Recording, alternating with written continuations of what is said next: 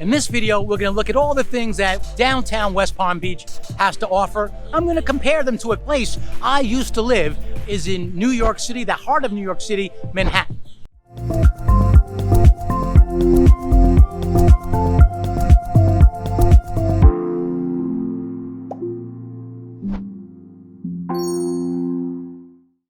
So what's up, everyone? My name is Ray Fernandez with Living in Palm Beach, Florida, powered by EXP, your relocation channel for all of South Florida.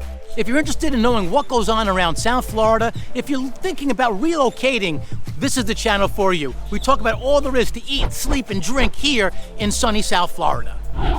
15 years ago, my family and I moved to sunny South Florida, to here in Palm Beach, Florida, and we haven't looked back. Today, it is an honor to work with people, help relocate them to this beautiful part of our country that we call South Florida. We help people move down here to Palm Beach, Florida, and we absolutely love it.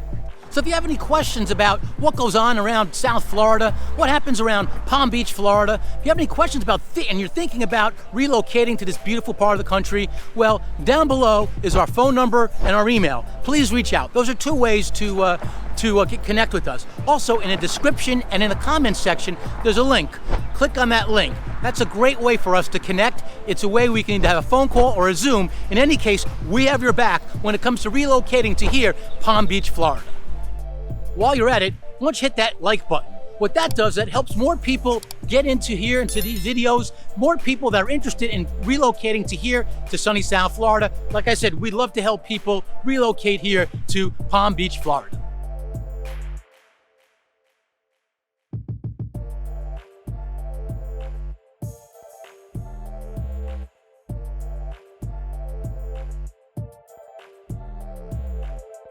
So West Palm Beach, Florida is one of my favorites in Palm Beach County.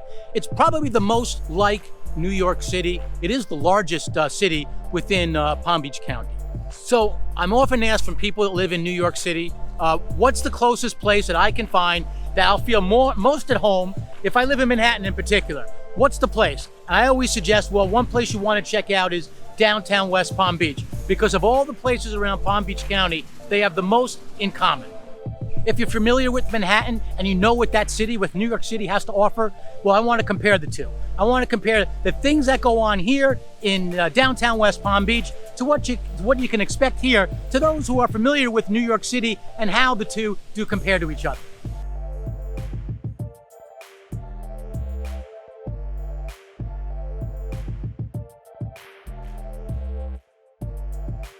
So one of the reasons I wanted to do this video is I can relate to the people who live here, who live in Manhattan.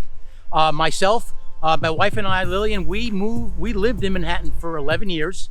We lived in two places primarily. We lived in Midtown in both cases. We lived in Tudor City, which is on the east side of Manhattan, right across the street from the United Nations building. And we also lived for a much longer time in a neighborhood I really do love, which is that neighborhood called Hell's Kitchen, also in Midtown on 43rd Street, right outside the Intrepid and very close to Times Square, where there's always something happening. What I liked about living in Manhattan is you can leave the house at or the apartment, I should say, pretty much anywhere, any time of the day, and there's always something to do. Similarly, you'll find West Palm is like that. Not like they call New York City the city that never sleeps. It's not quite like that, but there's always something going on. So I'm here now in the Clematis area, which is in the heart of downtown. There's also Rosemary Square. If you haven't seen one of my previous videos, I did a full city vlog on West Palm Beach. I recommend checking that one out. It'll give you the differences between Rosemary Square and the downtown area here at Clematis. Now, West Palm Beach is not obviously Manhattan. Manhattan is in New York City. It's a total of 8.5 million people. South Florida here, the Miami metro area, is actually quite large too, but it's much more spread out. As a matter of fact, we're 6.5 million people. People don't realize that. The Miami metro area is 6.5 million people. Here in Palm Beach, we are on the most northern end of the Miami metro area. West Palm Beach is 68 miles north of downtown Miami. West Palm Beach is 117,000 people. In fact, it's growing fairly quick. The last census they did was around 100. So we, in the last 10 years, we've grown by just about 17%. So they have two train systems here in West Palm Beach. They have Brightline and they have Tri-Rail. And the end of both those designations is the Miami airport. So it's not like you can like take the subway and just go to like a day visit like you would in Soho, like we used to do all the time. It's more about taking the airport from a place like here, like downtown West Palm Beach, to get to the Miami airport. It's more geared around that. Now in New York, you had something like that. You had the subway actually had they had a special line that went through to Kennedy Airport. We did that a couple times. It's a little bit hard, but it's certainly doable. But I think it's a little bit more doable here in West Palm Beach, and that's one of the reasons they built it. In fact, one of the lines ends in Miami and goes all the way up to downtown Orlando. While we're on the subject of transportation, yes, you will need a car here. Now, my story is we lived outside of Manhattan for a while. We lived out on Long Island, a place called Glen Cove, and it made the train. That was an option. Now it's expensive, as you know, New Yorkers, to commute in from the suburbs into the city. You have a metro pass, your metro pass for the subway, and you have your train pass, so it can add up. But it's a lot easier than driving. And here in West Palm Beach, you will have to drive. Well, like I said, there's always something to do here in West Palm Beach, just like there is in Manhattan.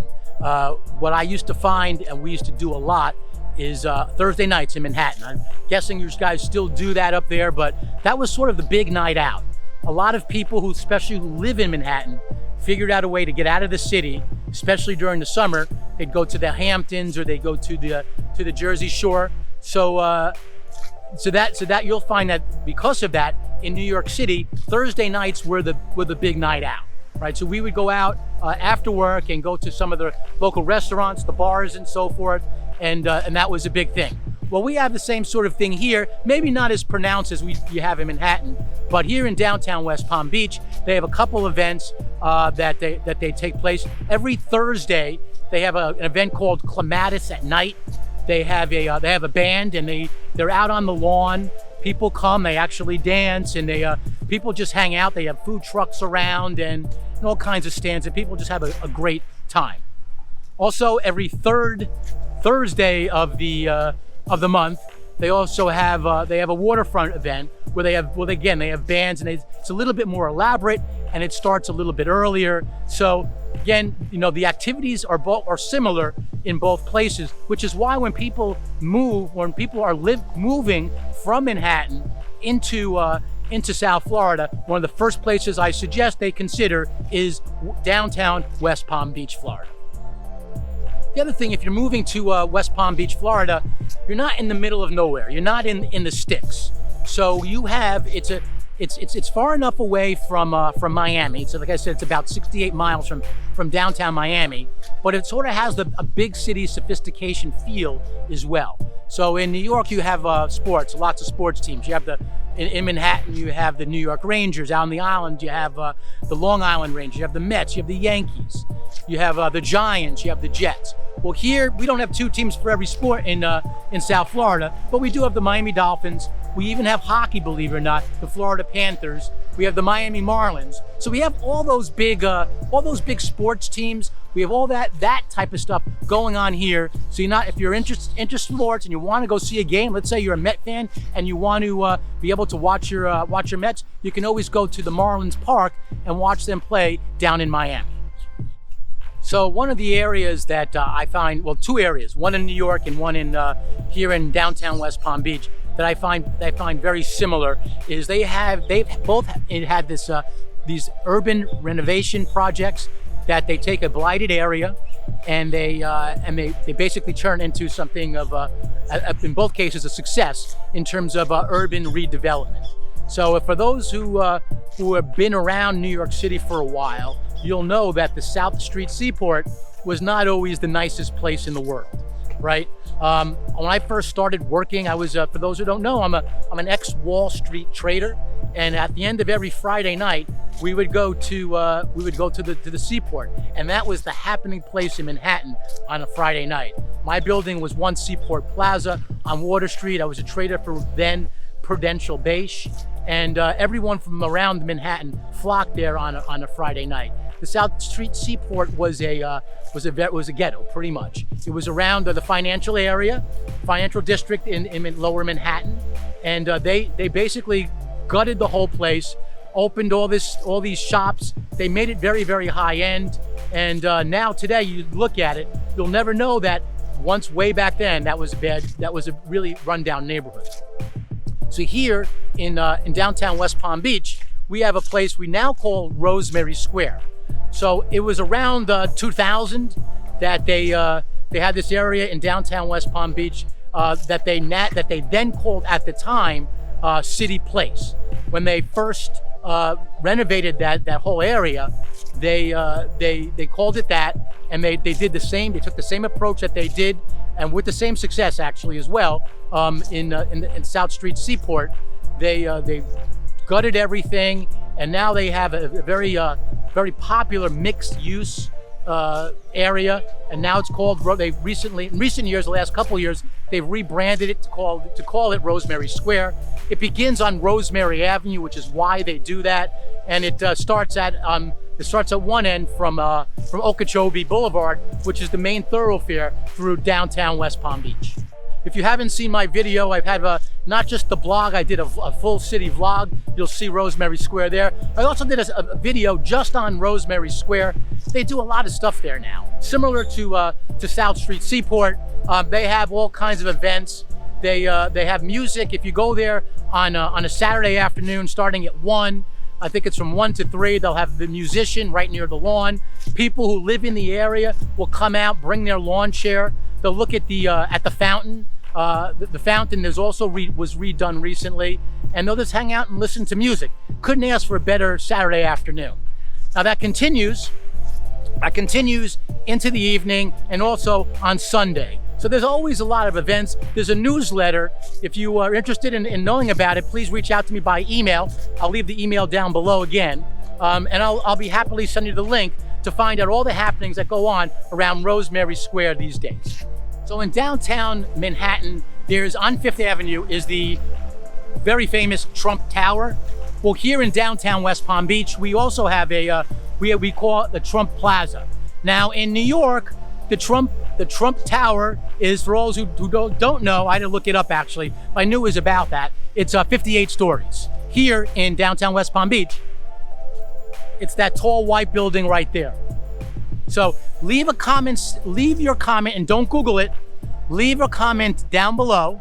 Again, that white building right there. Leave a comment down below and take a guess how many stories it is. I'd love to see what you guys think. I'll tell you this, I'll give you a hint. It is not as tall as Trump Tower in New York City.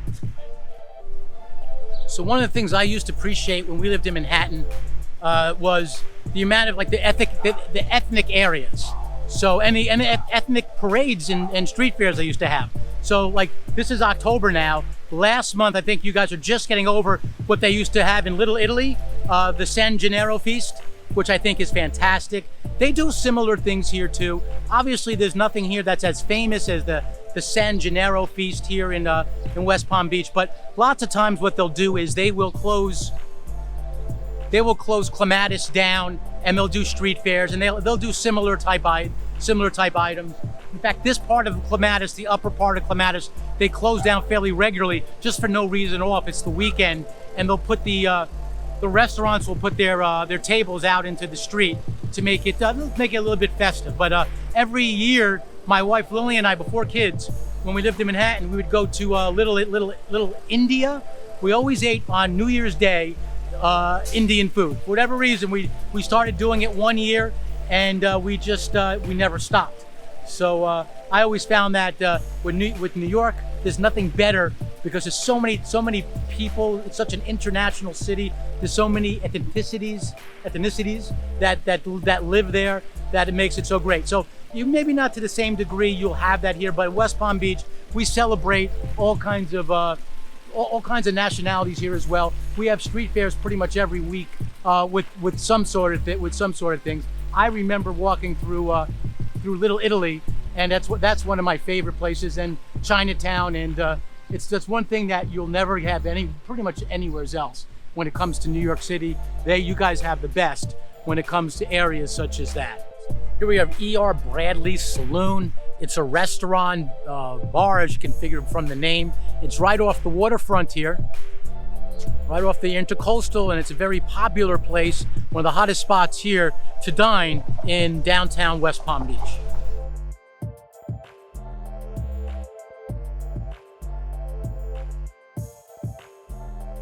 Here we have the Meijer Amphitheater. I did not know this until recently. This, in 1993, was an abandoned Holiday Inn, just like with City Place, Rosemary Square, where we take these things that not necessarily work, and we need to make it better for the center of the city to make it much more useful and beautify the area. They did that here with this amphitheater. So in every May, around May 1st, on May 1st, they call it May Day, and they have all these different fests. So I went to college, I went to State University of New York. At Fredonia, we had Fredonia Fest. And you have all kinds of fests around that representing May Day. Well, here in South Florida, we have what they call Sunfest. And this is where they have the biggest highliner bands will play there. They typically have about a dozen names that'll show. It'll start around like Thursday during the week, and it'll go right through the weekend for Sunfest. Now, they haven't had it the last couple of years, but let's hope this time around in 2022, they'll be able to put Sunfest once again on their calendar. So one of the great things about New York City is the art and the museums and all the history of art and so forth. You have the Metropolitan Museum of Natural Art, the Museum of Natural History. They have all kinds of great stuff. Now we have some lesser known museums here, but one of the more popular ones is called the Norton Museum of Art. It's just outside of it's on the outskirts of here in West Palm Beach. There is a lot of artsy areas. In fact, there's an area in downtown West Palm Beach, near downtown West Palm Beach, called Northwood, and it's got one of those. It's almost like, I would say, in Manhattan, I compare it to sort of like the East Village, very artsy, younger, hip type of crowd, and a lot of people that you would find, the people that would move necessarily to the East Village of Manhattan. That's the type of crowd you get in Northwood. And it's actually used to be a not so great neighborhood. And what happened is, like a lot of other places I'm talking about today, they renovated it, and now they got a strip. And in fact, while we're at it, let's talk about Halloween, because they've had some really good Halloween festivals in Northwood and West Palm Beach. I'm not sure what they have on the calendar for this year, but I've been there before, and it's exciting. Now, if you live in Manhattan, you know about Halloween there. The best place for Halloween in Manhattan is the Village. The Greenwich Village Halloween Parade is one of the freakiest things I've ever seen in my life. And while you're at it, that one restaurant, I highly recommend it. When I see people from here in South Florida going to New York, going to Manhattan on vacation in the month of October, I want to make sure they know about the restaurant Jekyll and Hyde in the Village. It's on 7th Avenue, and they have a bunch of freaky things happening while you're there. The people with peering out the wall, behind the wall, and all kinds of spooky things go on in Jekyll and Hyde in Manhattan during Halloween. One of the things I always find astounding, it's freaky, is you can see off there are some crazy storms. And over here you have bright blue skies. That's just Florida for you. So, well, we've talked a little bit about some of the holidays we have in New York City and around here in downtown West Palm Beach. So one of the holidays that both places do an outstanding job is 4th of July, Independence Day.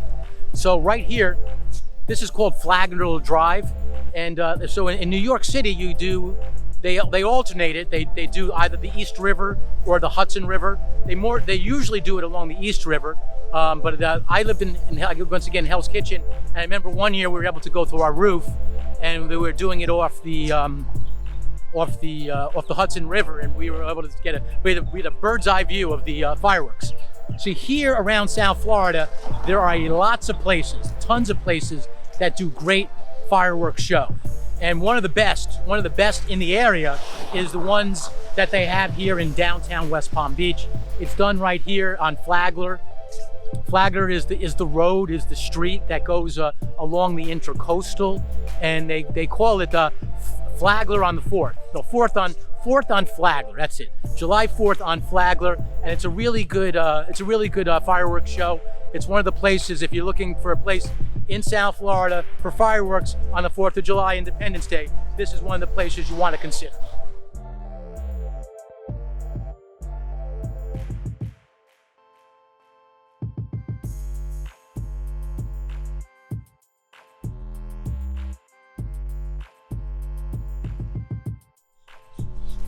So if you come here on a Thursday for clematis at night, or on the waterfront, either one of those events where they have these where they have the events on the stage is going to be right over here for those events. One of the prime pieces of real estate is here to get one of these tables here on the lawn. So this whole area will be all filled up. Also, this tree here. This tree gives has a lot of shade. So it's sort of like a reminds me of, in Manhattan, reminds me of Central Park. So I know it's not quite the same, but we are in an urban, like we're in the square here. We are in the middle of an urban area, and we have a bunch of green here. And this is where they do. It's like having a concert in Central Park. So what people will do is, so that's another prime piece of real estate on the weekends. You'll see people just hang out under the tree. They'll bring their blankets and just hang out, even like in the mornings, just to hang out, maybe read a book. That's a popular spot. This is also the spot of the West Palm Beach Green Market. Here in South Florida, there's many areas. Wellington does it, Royal Palm Beach does it, Delray Beach, they do it, the town square. They all have these little areas for the green market, or what they call farmers market. Here in West Palm Beach, they do it on Saturdays during the season, and it runs through May, I believe it is. It'll start at 9 o'clock and go till 1 o'clock, and this is where they have it. Last year when they closed down, this year might be different because every year they do it year to year, but when they closed the season down last year, the West Palm Beach Green Market had a total of 95 vendors, and if you want to just hang out, have a good time, they have like games and stuff to play, but most importantly, if you're a foodie, and especially if you're a cook and you want to cook stuff, this is a great place to get your vegetables, your fruits, and pastas, or anything to do cooking related. So one of the best places to be, even though it's cold, for Christmas time, for holiday time, is Manhattan. I know that. You have the windows where I'm not sure if it's as nice as it once was after COVID and whatnot, because a lot of the stores have boarded up, unfortunately. But we used to go and walk the streets, go to in particular the Lord & Taylor window and things like that. And I used to work right near Rockefeller Center. At the beginning of each December, we would go look at the tree lighting in Rockefeller Center. I used to leave work a little bit early on that day because at around 5 o'clock, already at that time, even though the tree lighting was a lot later in the evening, people started coming around to get the best seat to watch the tree lighting in Rockefeller Center. Well, here in downtown West Palm Beach, locally, this area here, this is called Centennial Square, by the way. There's a lot going on here for Christmas. I park my car way up the street there so I can get, so I don't have any, far enough where no one hits it, so to speak. There's a garage up the street that I like to use all the time. But they have all kinds of stuff going on around here. They have instead of a tree here, they have the Sandy the Sandcastle, or Sandy the Sand Tree. She sings, she talks. It's one of those digital sandcastles, and it's a very festive time. So over here, they call this Centennial Fountain. So today, it's just doing its thing. It's doing what it normally does on a Wednesday afternoon when it's not the holiday season. But during during the holiday season, during the month of December, especially on the Friday, Saturday, Sunday, and the weekends, they'll have this place, this fountain. This fountain will be all lit up. It'll be all full of colors. And what they'll do is they'll have the fountain, the music, go to the fountain will go to the music. In fact, they even do this on for Thursday nights, and they do clematis at night. They do the same thing. This area in general, in the heart of downtown West Palm Beach, is always very, very festive. It's one of the things, that's one of the reasons I like to compare it to Manhattan and New York City. So if lighting a sandcastle is not your thing for the holiday season as a Christmas tree, well, you're in luck, because right down the way, if we go to Palm Beach Island, on the world famous Worth Avenue, which is probably the most famous street in all of Palm Beach, they have a beautiful tree. It's a similar tree lighting ceremony that you see in Rockefeller Center in New York City. See, Palm Beach Island, the funny thing about Palm Beach Island is their population swells in the wintertime. It's a very, very seasonal place. But on Christmas, trust me when I say this, everybody is around on Christmas in Palm Beach. That's a really big way to enjoy a tree lighting ceremony here in South Florida. Here is the restaurant Grease, one of the best burgers you will find in the area, no doubt. One of the things I know about this place, so a couple of colleges to mention in Florida. Some of the best two colleges for public schools, universities around the country, you can look it up, are the two, University of Florida and Florida State University. So Florida State University, or they sometimes known as FSU, they will have their game watch parties here in Greece. They have a couple of them around town, but one of them is here in Greece. And while we're on the subject of colleges, so you have in your city, in New York and Manhattan, you have the famous NYU, New York University. Well, here in downtown West Palm Beach, the college here right in town, it's also a private school, just like NYU. It's called Palm Beach Atlantic University. Palm Beach Atlantic University. So within Palm Beach County, there are a few colleges, but that one in particular is in downtown West Palm Beach Atlantic University. In Boca Raton, we have FAU, which is Florida Atlantic University, which is why I get those two mixed up. And there's also Palm Beach State College is also in Lake Worth, and campuses around Palm Beach County. So if you were to come here during the weekend, during the week, Thursday and Friday in particular, this street, this is Clematis Street. This will be packed. Very busy. Duffy's is a sports bar. They have them primarily here in South Florida. Don't know if they probably do not have them if you're outside of South Florida. But if you're looking to watch one of the like the Miami Dolphins or one of the football games, that's a place that a lot of people go to. They have one right here in the heart of Clematis in downtown West Palm Beach.